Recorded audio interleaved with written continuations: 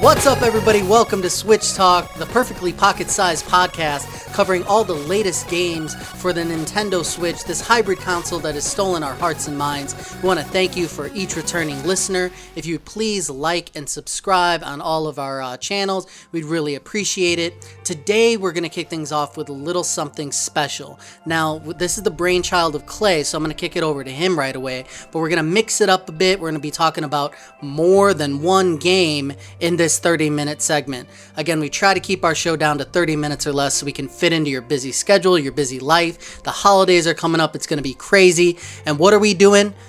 We're playing $5 games. Clay, take it away. Yes, so instead of just focusing on one game for this episode, we decided to focus on 3 games. And so my thought process was, I know the holidays are basically upon us here, and so some of us might be, receiving a eShop gift card, and this podcast and this show is not for the game that you go and you immediately buy with that card.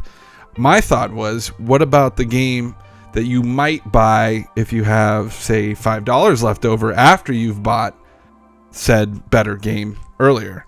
You know what I'm saying? So this is for the people out there who are like, I got $5 left on my on my account. What do I get? And so this episode is all about the $5 hauler.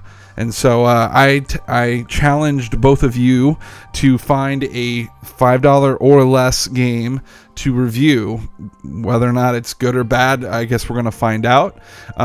There's only so much you can really expect from a $5 game. So we're kind of looking at it from that angle of, what do you get for your money? And so I went in with low expectations, and I hope you guys did as well. And hopefully you listeners and viewers at home come into this episode with low expectations, because we can't always over-deliver. So anyway, so we're going to take a little bit of time, each one of us, and talk about our game. And if we have any questions along the way, we can throw those at the person. So Antonio, if you'd like to start us off with your game. Yeah, absolutely. So like Clay said, you go in pretty much assuming that you're not going to get too much for your money with these games. It's probably made by an indie dev somewhere who had limited time, limited budget. A lot of these titles are like passion projects, and you only have so many resources to devote, and really interesting to see what can be made of that. Like my game that I played was Sparkle 2 Evo. It's coming up as $4.49 in the eShop, so kind of a unique price point there. And it's interesting because there's another game called Sparkle or something like that, very similar. So I picked the one that was more visually interesting. And in talking about this game, that's pretty much what stands out. And this game actually was created by publisher dev Forever Entertainment. I was just doing a little bit of research right now, and I was wondering why their website looks so funky. They're actually out of Poland. So they were founded in 2010, and they don't have too much under their resume. If you take a look at Metacritic, they have a couple games listed there. Apparently they're responsible for a sequel, something called Sparkle 3, but they haven't made too much. This game, Sparkle 2 Evo, was originally released back in 2011, and it was coming out for PC. It has touch controls also available on mobile, and they talk about the controls being touch available on the Switch as well. I didn't try them. I went straight to my Pro controller, but I found that kind of interesting as well. So it's an old game, so definitely, interesting that it's 6 years old, but visually, which again is its mainstay, is, it holds up. So let me paint like a picture for you guys. Before we started the show, I needed you to take a look at least one screenshot because it's too hard to describe otherwise. If you ever played something like Spore on PC way back in the day, there's this idea that you're this little microorganism called a sparkle, and you're kind of swimming around a 2D plane, and the controls are not the best, I would say. You're kind of swimming, so it's kind of unique how you have to use the controls, but you're swimming around and everything's immediately, beautiful. There's like an ambient soundtrack, and you're eating other colored organisms. And when you do that, you grow and you evolve, and based on what you eat, you develop different visual structure to your body. You move a little faster, you grow a little longer. And what's interesting is the game takes you through different levels. In the end, you're just supposed to be traveling around what's called the Abyss. So it's all kind of one thing but broken up. And as you grow from level 1 to level 2, your progress carries over. So what happens is, as your body has evolved and gotten longer, you kind of stick with that to level 2, to level 3. And as you go, I think I made it to level 7, and you look very interesting, and the game changes up enough to keep things visually interesting. A lot of the reviews that had come out for this were interesting. Like, it's got overall positive reviews on Steam from the PC side. On mobile, Google Play is sitting at a 4 out of 5. And then you get over here, and maybe this is just a sign of the times a little bit, but maybe more ambient. I'm gonna relax, I'm gonna experience this nice visual, this nice kind of calmer game. Maybe we've had a lot better games of that type come along, because I saw only one review come out from something called Switch Player, and that was sitting at only a 2.5 out of 5. And I'd have to agree. So as you move around the 2D plane and you're eating things, the main fault of the game is like the objective after that. From the Nintendo description, it says, control your evolution, climb your way through the evolutionary ladder, start as a little organism and transform into a magnificent aquatic being. Toward the end, it gets to the other main point I wanted to make about the game, was it's kind of aimless. It says, but there's no rush to keep the game in full swing at all times. You may as well just relax, play the game at a slow pace, explore the sparkle void, consume nutritional elements, enjoy simple, surreal surrounding, and listen to the ambient music soundtrack. The choice is yours. So right away, this game gets extremely repetitive, extremely boring. Every stage gives you somewhat different areas to explore. I think the main thing to differentiate level 1 from level 2 is, as you're on this 2D plane swimming around and finding enemies that really can't harm you but just push you away, you can go up or down to like this 4th dimension. So you're swimming on, let's just say, like, picture like water. You can go deeper into the water, and once you go, your size is relative to everything else changes. So everything below you, ends up being gets larger, like on screen. So you can see some depth always when you're swimming around. So you can go down and up through the space as well, not just on a 2D plane, but it's more like multiple 2D planes stacked up onto each other that you can dive down and up through. And that's the most interesting thing about it. I didn't have a good time going through. You're supposed to get a superpower if you eat so many red orbs or whatever organisms you could call it, and you start to change physically, and then you can hit the Y button to unleash some type of attack, depending on if you're blue balance, red aggressive, or green like herbivore. There is no explanation really about what this does in the tutorial. You're not doing anything but going around and swimming and eating. And and I tried to put this in the gameplay clip that we're going to use, at a certain point, it says you win, as in like stage 2, let's just say. And then it lets you continue to play within that stage. There's a couple visual indicators that maybe after reading the instructions 4 or 5 times, I didn't understand. But there's nothing to say what the objective is and any indicators of that. There's a radar to show what you can go and eat next. You have to eat things that are smaller than you, so there's some strategy to that. And that's pretty much it. Half of the time you're bouncing into just big random blocks of objects that you can't get through. It's not something to eat, it's more of a barrier. That's the game, fellas. I would really... it's kind of complicated when you have to say it, in words, but it's supposed to be an experience, and a progressive one, but I think it fails at that as well. Did you guys have any questions about the game? Yeah. Go ahead, Dave. I was going to ask, do you feel that this was worth the price of admission? Was $4.49? Was that an adequate amount for what you got out of it? I believe it's so close, because visuals, again, very striking. Everything is very interesting when you're leveling up and growing. So, there's something to that as you're eating things. And if only you had some type of sense of danger. I know the calmness is supposed to be there. You're supposed to be able to take your time. Just, hey, I'm going to experience this.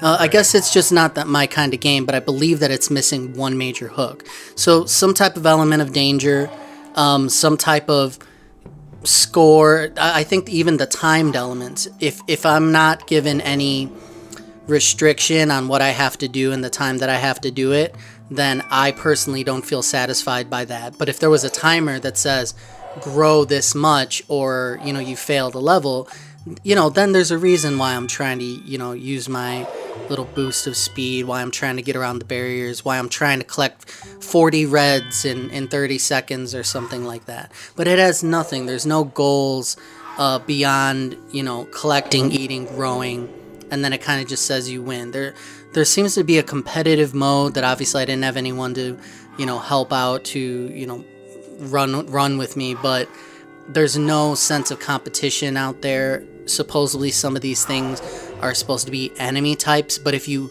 run into something that you're not supposed to, for instance, you sometimes have to be evolved into a red form to eat a red bigger thing, and you have to approach them from the back and not get hit by the enemy's head, then you get bounced out, and you could get bounced into the upper level of the stage.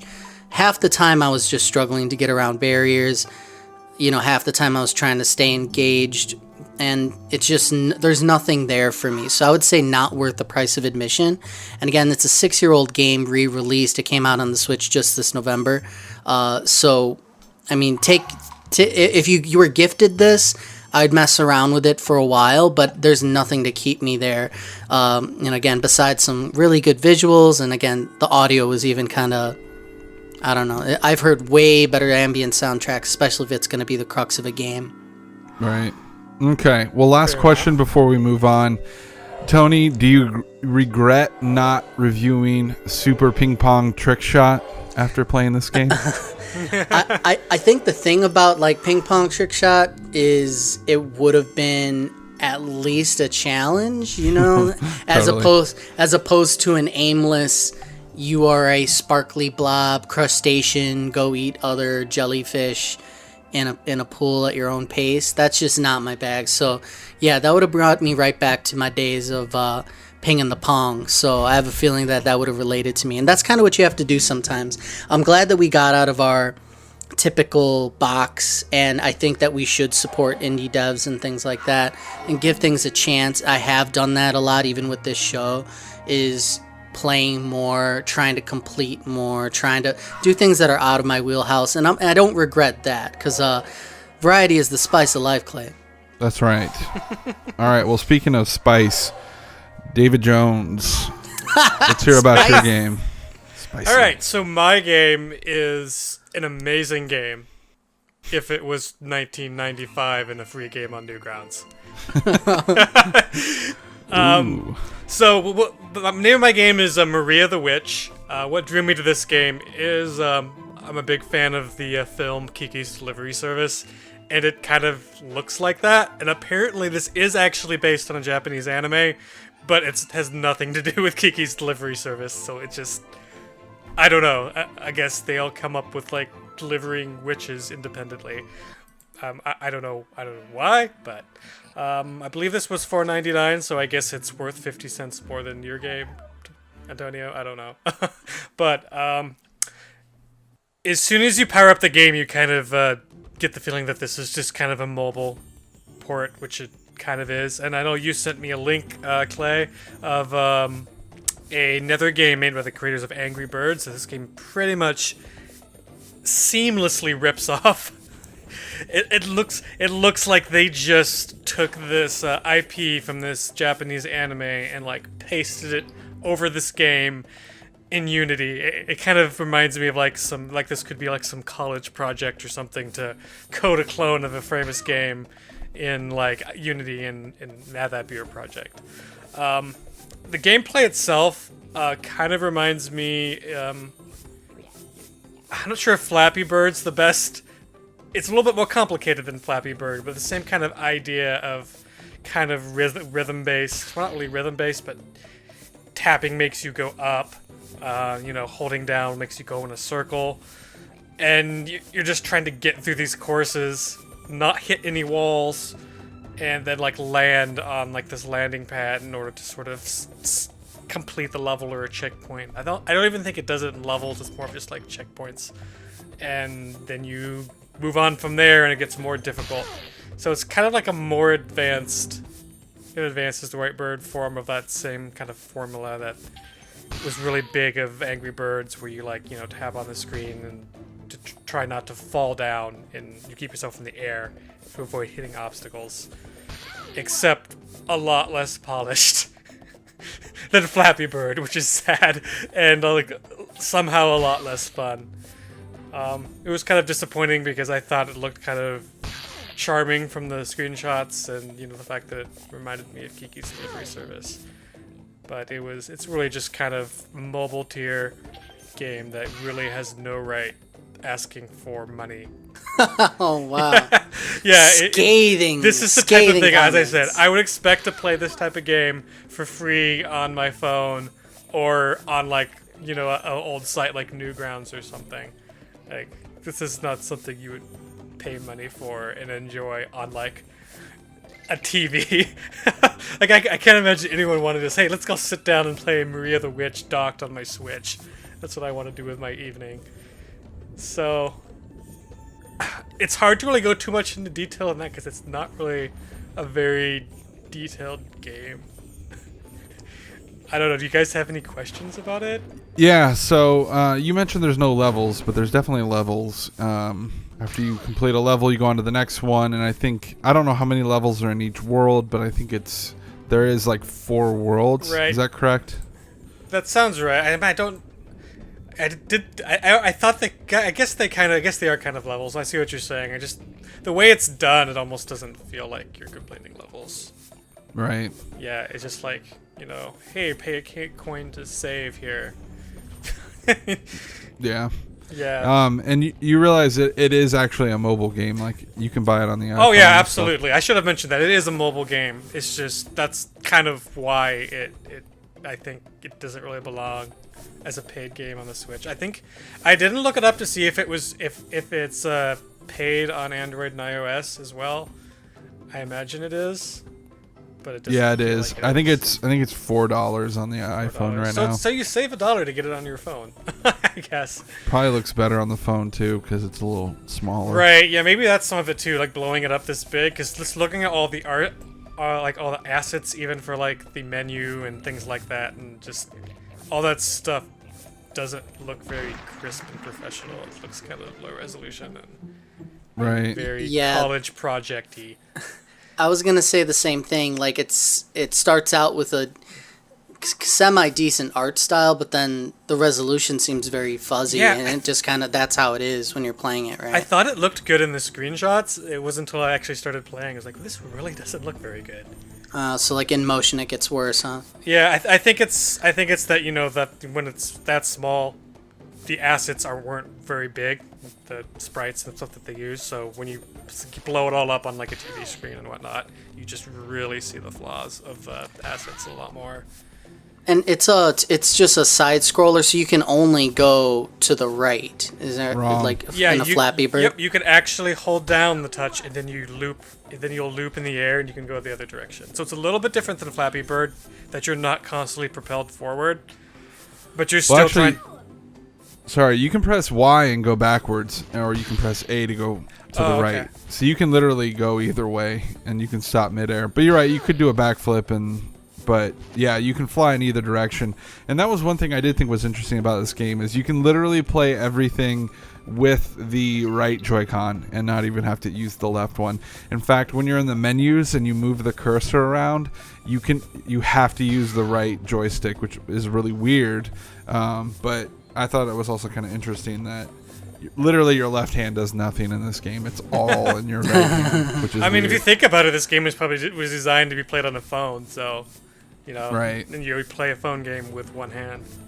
Yeah. So kind of interesting that they're carrying that over to the Switch version. I'm trying to think of what can be compelling about this then. I mean, it's supposed to be, you know, an arcade action platformer, and if the controls, you know, aren't, you know, fun and they don't feel solid, then it's kind of just a pain. Then are you dying a lot, or is it challenging? Because I think part of the really appeal of Flappy challenging, Bird but was challenge. It's in that same sort of Flappy Bird way of being like kind of frustrating. Right. No, Okay. I wouldn't say it's that challenging, but maybe in the later stages it would be. But you're right, it is still kind of frustrating. At Yeah, times, it's not the type of experience you expect on a console because it's basically, as I said, a ported mobile game. I think I might have enjoyed it more if I played it on like an iPhone, and it's something that I'm killing time by like trying to get through a stage. But it's a really hard game to actually sit down with and play at like a normal console adventure game. It doesn't feel like it's designed for that, and it gets Yeah. really frustrating really quick. I think the big question is, how much are you paying for the DLC season pass? Right? I know I'm waiting for those loot crates to be added to help me get through a Oh, level. okay. So that's a positive we can say about every game. No loot crates No in loot any of crates. these. Okay, I get it. So Dave, you might have already said this already, but is it worth $5? No. Okay. It All right. it would be worth it maybe if it was free. That's it. Maybe if it was free. Maybe if it was free I'd play it. All right. Well, fair enough. Fair warning, guys. Don't You've get heard it. You've heard it here first. I think it looks cool. I like the art style. Yeah, I'll probably play it a little bit more, maybe, if I, slow down on some other games. But anyway, we got to move on. We got about 8 minutes left here. So real quickly, I am going to talk about a game called Astro Bears Party. And this was a game that was recommended to me by a complete stranger on the internet, on the Nintendo Switch Reddit page. And basically someone said, hey, there's this really cool party game that's $5 and it's actually pretty fun and pretty cool. And so I went and watched a video, and within about 5 seconds into the video, I was like, yeah, I'm sold. You have my $5. Basically, Astro Bears Party is a game developed by a company called Cubic Games. It's spelled weird, so I just had to pronounce it right. Cubic Games. And I believe they are a foreign studio as well. I'm not sure exactly where they're from, but they also have another game on the Switch right now called Robonauts. And it looks like they're also developing quite a few other games that they will be bringing to the Switch, a couple to the PS4 as well. They also made a game that I have on the 3DS called Too Fast for Gnomes, which is a game that I really like because I'm a big fan of gnomes, but probably everybody else in the world hates. But it looks like it's coming to Switch, so I'm really excited about that. Moving on, basically this game it's interesting. It's basically, you guys remember the game Snake that you used to play on your phone, where your tail gets really long and you try not to run into yourself. You guys remember that game? Yes. It's kind of like that. So basically, you're this bear in a spacesuit, and you are running around on this very small globe planet type thing. And as you run, you leave a trail behind of, I guess this is called magical berry ribbons. But it's basically like a long, colorful Nice. trail. That's just what they have written here. And so as you continue on, your trail gets longer. It takes longer to, disappear, and so you have to not hit your own trail, basically. And so it's kind of like Mario Galaxy, where you just keep running around a planet upside down, and the camera follows you. And so once you start this game, there are two options in your menu, options of what you can do. There's the local multiplayer, 2 to 4 players, which is where the name gets its party, title in there. And then you also have your single player. And so in single player, you are jet fish hunting. So you're hunting these fish that have jetpacks. And so you're running around trying to catch all these fish in a certain amount of time. And then as you continue to progress, it gets faster, your trail gets longer. the jetfish get faster. And so as you're running around, you have 3 different things you can do. You can boost, which makes you run really fast, but you can't really steer. You can jump, and then if you keep holding down jump, you have a jetpack. Depending on which bear you pick will depend on your stats. They all have different stats. I think there's 5 of them. They're all really quirky, cartoony, and they're awesome. And different ones have different abilities or better attributes, I guess. Jetpack capacity, and so that's that. Basically, you just keep going until you run into your own trail. Basically, there's not really a level system, so once you die, you have to start over, and you're just trying to beat your high score. And I've gone back and forth trying to beat my high score, and it's fun. It's good. But honestly, where it shines through most is in the multiplayer. Even if it's just 2-player, 1v1, it's really fun. 4 players where it gets super chaotic and there's just so much going on, and it's cool. So like if you jump, your trail will leave kind of a trail that goes up and then back down. And so if you come back around, you can literally just walk right underneath your trail. And so it just creates some really intense, dare I say, pandemonium. There's actually a panda bear in this game as well. Bravo, sir.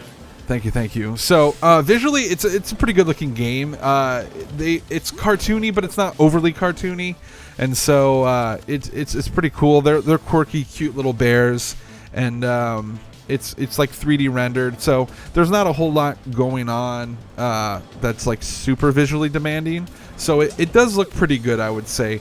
So the visuals are, I would say, above average. I think the gameplay really is where this thing shines, though, and it's a very simple concept, and the game is pretty simple. It would be nice if they had added some additional modes or power-ups or something, but for $5, I'd say what they've given you is plenty to work off, and it's just super fun, and you just keep wanting to go, round after round, and it, the multiplayer, like I said, is just completely crazy. So, other than that, I'm trying to think anything I missed. You guys got any questions on that? Does that pretty much clear it up? Is this basically like basically Tron cycles where Yes. like your trail behind you I is totally should dangerous? have. Yeah, Okay, I totally got should have it. made that comparison earlier on. Yeah, I think a lot of people are like, "This is Snake meets Tron Cycle Bike" or whatever it's called. That's a totally perfect, analogy to make with it. So yeah, very similar. And so, you can see a guy coming up next to you, and you can hit your dash button and run out in front of him really quickly, and then boom, he runs into you and he's dead. And so in multiplayer, I think it's like elimination. So whoever's the last, bear standing wins. And so I think that would be a really good explanation. So I think what's interesting, according to the screenshots, and I think you mentioned there wasn't much variety to it, but the actual playing field is a sphere, so you're kind of, instead of on a 2D plane, you're Right. going around a globe, and it's actually semi-transparent, so you can kind of see what's Definitely. coming up around. I think that was an interesting design choice. Is it only one like purple sphere? There's no other levels. Like you're just kind of Right. on this one thing in space. That's Yep. kind of odd. I could totally see how a larger or smaller sphere, or maybe ones with pitfalls and Right. obstacles. Like I see a lot of potential in the game. And if you're saying that it's fairly fun already, then I think that that's pretty good for a small game like this to have so much going for it, and then at the same time a little bit disappointing at the what could have been. But yeah, it looks pretty fun. There's no online component to this. It's only local co-op. Is that right? correct. Okay, yeah, and that's something that's kind of plaguing me with a bunch of these games where they're multiplayer focused but co-op only, and until Nintendo expands that and offers that online service and gives developers a reason to kind of bake that into the games, I think that a lot of these early couch co-op games that I don't really have too many people around to play with most of the time, it's kind of lost on me. A lot of these ones I'd like to pick up and play, so it's a kind of a shame that we can't all jump on and do Yeah. the bear thing. I agree. I don't think it's Nintendo's fault, though. I think it's just the fact it's a small studio and they don't have the manpower or the money to build an online Right. infrastructure for it.